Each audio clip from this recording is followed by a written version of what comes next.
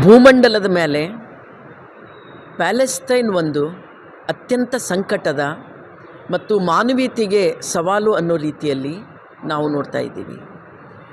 Palestine ಒಂದು ಸ್ವತಂತ್ರ ದೇಶ, ಅದೊಂದು ರಾಷ್ಟ್ರ ಅಂತ ಹೇಳಿ ಭಾರತ ಬಹಳ ಮೊದಲಿನಿಂದ ಅದನ್ನು ಗುರುತು ಮಾಡಿರೋದು. ಆದರೆ ಈಗ BJP ಸರ್ಕಾರ, ಮೋದಿ, ಪ್ಯಾಲೆಸ್ತೈನ್ ಮತ್ತು ಇಸ್ರೇಲ್ ಪ್ರಶ್ನೆ ಬಂದಾಗ ಅದೊಂದು ಸ್ವತಂತ್ರ ರಾಷ್ಟ್ರ ಅಂತನ್ನುವ ಭಾರತದ ಧೋರಣೆಗೆ ವಿರುದ್ಧವಾಗಿ ಅವರು ನಡ್ಕೊಳ್ತಾ ಇದ್ದಾರೆ. ಇದು ಅತ್ಯಂತ ಅಪಾಯಕಾರಿಯಾದಂಥ ಸಂದರ್ಭ. ಇದೇ ಸಂದರ್ಭದಲ್ಲಿ ಇಸ್ರೇಲ್ ಅತ್ಯಂತ ಕ್ರೂರ ರೀತಿಯಲ್ಲಿ ನಡ್ಕೊಳ್ತಾ ಇದೆ ಪ್ಯಾಲೆಸ್ತೈನ್ ಜೊತೆಗೆ. ಪ್ಯಾಲೆಸ್ತೈನ್ ಇಸ್ರೇಲಿಗರನ್ನು ಉಳಿಲಿಕ್ಕಾಗಿ ಒಂದು ಆಸ್ಪದ ಕೊಟ್ಟಂಥ ಸ್ವತಂತ್ರ ದೇಶ. ಆದರೆ ಇಸ್ರೇಲ್ ಬರ್ತಾ ಬರ್ತಾ ಇಡೀ ಪ್ಯಾಲೆಸ್ತೈನನ್ನೇ ಭೂಮಂಡಲದಿಂದ ಅದರ ನಕಾಶೆಯನ್ನೇ ಬದಲು ಮಾಡಬೇಕು, ಭೂಮಂಡಲದ ಮೇಲೆ ಅದರ ಗುರುತನ್ನೇ ಇಡಬಾರ್ದು ಅನ್ನೋ ರೀತಿಯಲ್ಲಿ ಇಸ್ರೇಲ್ ಇವತ್ತು ನಡ್ಕೊಳ್ತಾ ಇದೆ. ಹೆಂಗೆ ನಡ್ಕೊಳ್ಳಿಕ್ಕೆ ಸಾಧ್ಯ? ಇಸ್ರೇಲ್ಗೆ ಯಾರಿದರ ಜೊತೆಗೆ? ಇಸ್ರೇಲ್ ಜೊತೆಗಿರೋದು, ಇಸ್ರೇಲ್ಗೆ ಬೆಂಬಲಕ್ಕೆ ನಿಂತಿರೋದು ಅಮೇರಿಕಾ ಇಡೀ ಭೂಮಿ ಮೇಲೆ ತನ್ನ ಶಸ್ತ್ರಾಸ್ತ್ರಗಳನ್ನು ಮಾರಾಟ ಮಾಡುವ ಸಲುವಾಗಿ ಅದು ಯಾವತ್ತೂ ಯುದ್ಧ ನಡಿಬೇಕು, ಹಿಂಸೆ ಇರಬೇಕು, ಮನುಷ್ಯರ ಮೇಲೆ ದೌರ್ಜನ್ಯ, ಅತ್ಯಾಚಾರ, ಹಿಂಸೆ ಇರಬೇಕು ಅಂತ ಬಯಸ್ತದೆ. ಹಾಗಾಗಿ ಇಸ್ರೇಲನ್ನು ಪ್ಯಾಲೆಸ್ತೈನ್ ಮೇಲೆ ಏನು ನಿರಂತರ ದಾಳಿ ಮಾಡ್ತಾ ಇದ್ದಾರೋ ಇದಕ್ಕೆ ದೊಡ್ಡ ಪ್ರಮಾಣದಲ್ಲಿ ಅಮೇರಿಕಾ ಇವತ್ತು ಬೆಂಬಲ ಮಾಡ್ತಾ ಇದೆ. ಪ್ಯಾಲೆಸ್ತೈನಿಯರನ್ನು ನಾಶ ಮಾಡುವ ಮೂಲಕ ಇಡೀ ಪ್ರಪಂಚದಲ್ಲಿ ಅಮೇರಿಕಾ ತನ್ನ ಸಾಮ್ರಾಜ್ಯಶಾಹಿ ಹಿಡಿತವನ್ನು ಬಲಗೊಳಿಸಲಿಕ್ಕೆ ಹೊಂಟಿದೆ. ಇದು ಭಾರತ ಇವತ್ತು ಈ ಅಪಾಯಕಾರಿ ಅಂಶವನ್ನು ಅದು ಗಂಭೀರವಾಗಿ ಪರಿಗಣಿಸ್ತಾ ಇಲ್ಲ. ಇಂದಿರಾ ಗಾಂಧಿ ಪ್ರಧಾನಮಂತ್ರಿ ಆಗಿದ್ದ ಸಂದರ್ಭ ಇರ್ಬೋದು, ಆಮೇಲಿನ ಸಂದರ್ಭ ಇರ್ಬೋದು, ಪ್ಯಾಲೆಸ್ತೈನ್ ಜೊತೆಗೆ ನಾವು ನಿಂತಿದ್ದೀವಿ. ಪ್ಯಾಲೆಸ್ತೈನ್ ಒಂದು ಸ್ವತಂತ್ರ ಅಸ್ತಿತ್ವವನ್ನು, ಸ್ವತಂತ್ರ ದೇಶವನ್ನು ನಾವು ಯಾವತ್ತೂ ಒಪ್ಕೊಂಡಿದ್ದೀವಿ. ಇವನ್ ಅದಕ್ಕೂ ಪೂರ್ವದಿಂದಲೂ ಸಹಿತ ಇತಿಹಾಸ ನೀವು ನೋಡ್ಬೋದು.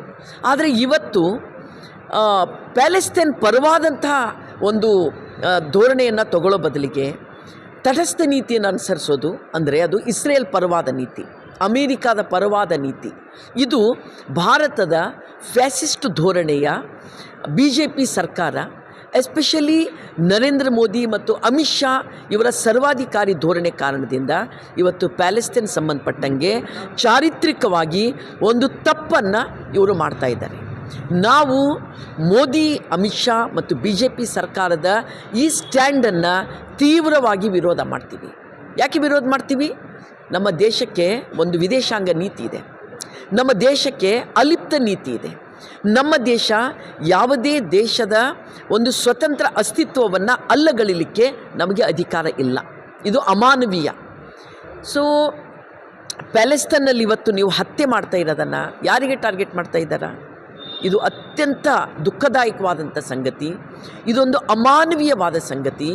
ಜಸ್ಟ್ ವಿಶ್ವಸಂಸ್ಥೆ ಬಿಡುಗಡೆ ಮಾಡಿದ್ದ ಹೇಳಿಕೆಯನ್ನು ನೀವು ನಿನ್ನೆ ಮೊನ್ನೆ ನೋಡ್ಬೋದು.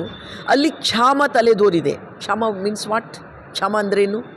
ಹೊಟ್ಟೆಗೆ ಅನ್ನ ಇಲ್ಲ, ನೀರಿಲ್ಲ, ಹಸಿವಿನಿಂದ ಒದ್ದಾಡಿ ಸಾಯುವ ಪರಿಸ್ಥಿತಿಗೆ ಕ್ಷಾಮ ಅಂತ ಹೆಸರು. ಪ್ಯಾಲೆಸ್ತೈನಲ್ಲಿ ಇವತ್ತು ಕ್ಷಾಮ ತಲೆದೋರಿದೆ. ಇದಕ್ಕೆ ಕಾರಣ ಏನು? ವಿಶ್ವಸಂಸ್ಥೆ ಹೇಳಿದೆ. ಏನು ಕಾರಣ?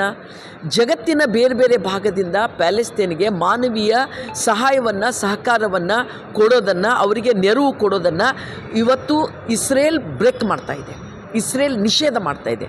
ಅದು ಆಹಾರ ಇರ್ಬೋದು, ನೀರು ಇರ್ಬೋದು, ಔಷಧ ಇರ್ಬೋದು, ಇದು ಯಾವುದೂ ಸಹ ಪ್ಯಾಲೆಸ್ತೈನರಿಗೆ, ಎಸ್ಪೆಷಲಿ ಗಾಜಾ ಪಟ್ಟಿಯಲ್ಲಿರೋಂಥವರಿಗೆ ತಲುಪಿಸಲಿಕ್ಕೆ ಬಿಡ್ತಾ ಇಲ್ಲ ಇಸ್ರೇಲ್. ಅದು ಕಾರಣ. ಕ್ಷಾಮ ಇವತ್ತು ಹೆಚ್ಚಾಗ್ತದೆ. ಕಾರಣ ಏನು? ಜಗತ್ತಿನ ಯಾವುದೇ ಮೂಲೆಯಿಂದ ಹರಿದು ಬರ್ತಕ್ಕಂಥ ನೆರವನ್ನು ತಡೆ ಒಡ್ತಾ ಇದೆ ಇಸ್ರೇಲ್. ಅಂದರೆ ಗಾಜಾದಲ್ಲಿ ಇರುವಂತಹ ಕ್ಷಾಮಕ್ಕೆ ಕಾರಣ ಇಸ್ರೇಲ್ನ ಇಂಥ ಒಂದು ದುಷ್ಟ ನೀತಿಗೆ ಕಾರಣ ನ್ಯಾಟೋ ಕೂಟ. ಈ ನ್ಯಾಟೋ ಕೂಟಕ್ಕೆ ಯಾರದ್ದು ಬೆಂಬಲ ಅಂತ ಕೇಳಿದ್ರೆ ಅಮೇರಿಕನ್ ಸಾಮ್ರಾಜ್ಯಶಾಹಿ ಇವತ್ತು ಗಾಜಾ ಪಟ್ಟಿ ಮೇಲೆ ಇರುವಂಥ ಕ್ಷಾಮಕ್ಕೆ, ಎಸ್ಪೆಷಲಿ ಮಕ್ಕಳು ಮತ್ತು ಮಹಿಳೆಯರು, ಮಕ್ಕಳನ್ನು ಗುರಿ ಮಾಡಿಕೊಂಡು ಬಾಂಬ್ ಹಾಕೋದು, ಮಕ್ಕಳನ್ನು ಗುರಿ ಮಾಡ್ಕೊಂಡು ಅಲ್ಲಿ ಹಿಂಸಾಚಾರ ಮಾಡೋದು, ಸ್ಕೂಲ್ ಮೇಲೆ, ಹಾಸ್ಪಿಟಲ್ ಮೇಲೆ ಜನ ಇರುವಂಥ ಪ್ರದೇಶದಲ್ಲಿ ಬಾಂಬ್ ಹಾಕುವಂಥದ್ದು, ಯುದ್ಧವನ್ನು ಸಾರುವಂಥದ್ದು, ಕ್ಷಿಪಣಿಗಳು ಹಾಕುವಂಥದ್ದು, ಇದು ಅತ್ಯಂತ ಅಮಾನವೀಯವಾದಂಥ ಕೃತ್ಯ. ಇದನ್ನು ತಡೆಗಟ್ಟಬೇಕು. ಆದರೆ ರೀಸೆಂಟಾಗಿ ಇನ್ನೂ ಹೃದಯ ವಿದ್ರಾವಕವಾದಂಥ ಸಂಗತಿಯನ್ನು ನಾವು ನೋಡ್ತಾ ಇದ್ದೀವಿ. ಅಲ್ಲಿ ನೆರವಿಗಾಗಿ ಬಂದಂಥ ಆಹಾರ ಪೊಟ್ಟಣದ ತಗೊಳ್ಳೋ ಸಲುವಾಗಿ ಹೋದಂಥ ಜನರ ಮೇಲೆ ಕ್ಷಿಪಣಿಗಳನ್ನು ಹಾಕಿದ್ದಾರೆ. ಹಸಿವಿಗಾಗಿ ಜನ ತಹತೈಸುವ ರೀತಿಯಲ್ಲಿ ಮಾಡ್ತಾ ಇದ್ದಾರೆ. ಸೊ ಇಂಥ ಸಂದರ್ಭದಲ್ಲಿ ಭಾರತದಲ್ಲಿ, ಎಸ್ಪೆಷಲಿ ನಮ್ಮ ಪ್ರದೇಶದಲ್ಲಿ ನಾವಿವತ್ತು ಪ್ಯಾಲೆಸ್ತೈನ್ ಜನತೆಯ ಜೊತೆಗೆ ನಿಲ್ಲಬೇಕು. ಅಲ್ಲಿಯ ಹಿಂಸಾಚಾರವನ್ನು ತಡೆಗಟ್ಟಬೇಕು ಅಂತ ಧ್ವನಿ ಎತ್ತಬೇಕು. ಅಲ್ಲಿ ಮಕ್ಕಳು ಮತ್ತು ಜನತೆ ಮತ್ತು ಸಮಸ್ತ ನಾಗರಿಕರು ಅವರು ಸ್ವತಂತ್ರ ದೇಶದಲ್ಲಿ ಬದುಕಲಿಕ್ಕೆ ಬೇಕಾದಂಥ ಆಗಬೇಕು ಅನ್ನೋದರ ಪರವಾಗಿ ನಾವು ನಿಲ್ಲಬೇಕು. ಇಸ್ರೇಲ್ ಮತ್ತು ಅಮೇರಿಕಾದ ಸಾಮ್ರಾಜ್ಯಶಾಹಿ ಯುದ್ಧಕೋರ ಧೋರಣೆಯನ್ನು ನಾವು ತಿರಸ್ಕರಿಸಬೇಕು. ಕೊನೆಯದಾಗಿ ನಾವು ಹೇಳೋದು ಇಷ್ಟೇ, ಭೂಮಿ ಮೇಲೆ 800 ಕೋಟಿ ಜನ ಇದ್ದಾರೆ. ಇದರಲ್ಲಿ ದೊಡ್ಡ ಪ್ರಮಾಣದಲ್ಲಿ ಇಡೀ ಜಗತ್ತಿನಲ್ಲಿ ಮನುಷ್ಯತ್ವದಿಂದ ಬದುಕಬೇಕು ಅಂತ ಹೇಳೋರಿದ್ದಾರೆ. ಇಂಥ ಸಂದರ್ಭದಲ್ಲಿ ಪ್ಯಾಲೆಸ್ತೈನನ್ನು ಭಾರತದಲ್ಲಿ ಮುಸ್ಲಿಂ ರೂಪದಲ್ಲಿ ನೋಡೋದು ಭಾಳ ದೊಡ್ಡ ತಪ್ಪಿನ ಕೆಲಸ. ಇದು ಜನಾಂಗೀಯವಾದವನ್ನು, ಅಂದರೆ ಹಿಟ್ಲರನ್ನು ಫ್ಯಾಸಿಸ್ಟ್ ಧೋರಣೆ ಇತ್ತಲ್ಲ, ಇದು ನೋಡ್ರಿ ಇವತ್ತಲ್ಲಿ ಉಲ್ಟಾ ಆಗಿರೋದು. ಯಾವತ್ತು ಬಲಿಯಾಗಿದ್ದಾರೆ, ಇವತ್ತು ಅವರೇ ಪ್ಯಾಲೆಸ್ತೈನ್ ಮೇಲೆ ಅನ್ಯಾಯ ಮಾಡ್ತಿದ್ದಾರೆ. ಇಸ್ರೇಲಿಗರು ಅವತ್ತು ಹಿಟ್ಲರನ್ನು ಫ್ಯಾಸಿಸ್ಟ್ ಧೋರಣೆಗೆ ಬಲಿಯಾದವರು, ಅವರಿಗೆ ತಮ್ಮ ಇತಿಹಾಸ ಗೊತ್ತಿಲ್ಲ. ಅದಕ್ಕೆ ಯಾವತ್ತು ಇತಿಹಾಸದಿಂದ ಪಾಠ ಕಲಿಬೇಕು. ಇಸ್ರೇಲಿಗರು ಇತಿಹಾಸದಿಂದ ಪಾಠ ಕಲಿಬೇಕು ಮತ್ತು ಇವತ್ತು ಪ್ಯಾಲೆಸ್ತೈನ್ ಮೇಲೆ ದಾಳಿ ಮಾಡೋದನ್ನು ತಕ್ಷಣ ನಿಲ್ಲಿಸಬೇಕು. ವಿಶ್ವಸಂಸ್ಥೆ ಇದಕ್ಕೆ ಕಡಿವಾಣ ಹಾಕಬೇಕು. ಭಾರತ ಪ್ಯಾಲೆಸ್ತೈನ್ ಪರವಾಗಿ ನಿಲ್ಲಬೇಕು ಅಂತ ನಾವು ಆಗ್ರಹ ಮಾಡ್ತೀವಿ.